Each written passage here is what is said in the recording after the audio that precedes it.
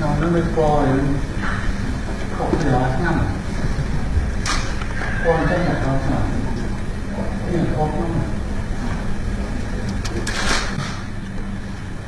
នៅរសៀលថ្ងៃទី 17 ខែតុលាឆ្នាំ 2016 នេះសម្ដេចតេជោហ៊ុនសែននាយករដ្ឋមន្ត្រីនៃព្រះរាជាណាចក្រកម្ពុជា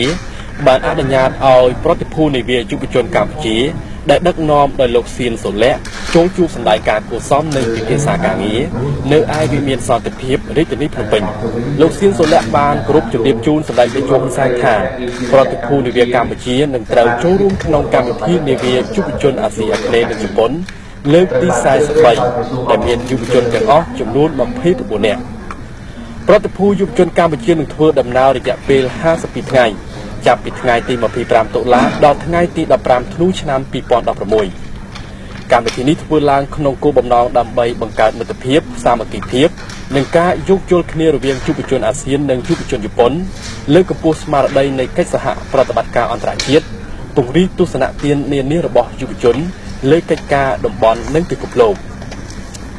តាមរយៈកម្មវិធីនេះយុវជននឹងអាចអភិវឌ្ឍខ្លួនឯងបង្កើតបណ្ដាញទំនាក់ទំនងនិងពង្រឹងភាពជាអ្នកដឹកនាំចូលរួមចំណាយដល់ការកសាងនិងអភិវឌ្ឍសង្គមកម្មវិធីនាវាយុវជនអាស៊ីអាគ្នេយ៍នេះប្រតិភូយុវជនទាំង11ប្រទេសនឹងធ្វើដំណើរជួបជុំគ្នានៅប្រទេសជប៉ុនបន្ទាប់មកធ្វើដំណើរតាមនាវា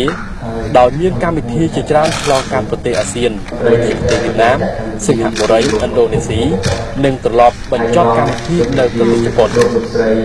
សម្ដេចតេជោហ៊ុនសែននាយករដ្ឋមន្ត្រីនៃព្រះរាជាណាចក្រកម្ពុជាបានសម្ដែងនូវការអបអរសាទរនិងមានមោទនភាពចំពោះយុវជនកម្ពុជាដែលបានជ្រើសរើសឲ្យមានការចូលរួមក្នុងកម្មវិធីនាវាយុវជនអាស៊ីអាគ្នេយ៍ជប៉ុននេះសម្ដេចតេជោហ៊ុនសែនបានជម្រាបជូនប្រតិភូយុវជនកម្ពុជាអំពីមូលហេតុដែលកម្ពុជាចូលជាសមាជិកអាស៊ានរួមមានមួយដោយសារតែគោលការណ៍មិនជ្រៀតជ្រែកកិច្ចការផ្ទៃក្នុងទីពីរស្មារតីសហគមន៍មានន័យថាសមាជិកអាស៊ានទាំងអស់ស្មើភាពនិងស្មើសិទ្ធិទី3ជំរុញកំណើនសេដ្ឋកិច្ចនិងការកសាងសង្គមដែលយើងអាចទាញផលប្រយោជន៍ពីសមាគមអាស៊ាននេះនិងចំណុចទី4គឺជាកត្តាសំខាន់គឺច្រកការទូតរបស់កម្ពុជាទៅកាន់ទីផ្សារបរទេស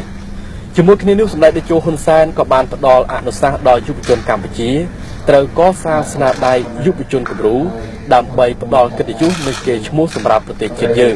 ជាពិសេសត្រូវពង្រឹងការកសាងទំនាក់ទំនងសាមគ្គីភាពមិត្តភាពជាមួយយុវជនដូចគ្នាក្នុងតំបន់អាស៊ាននិងជប៉ុនផងដែរ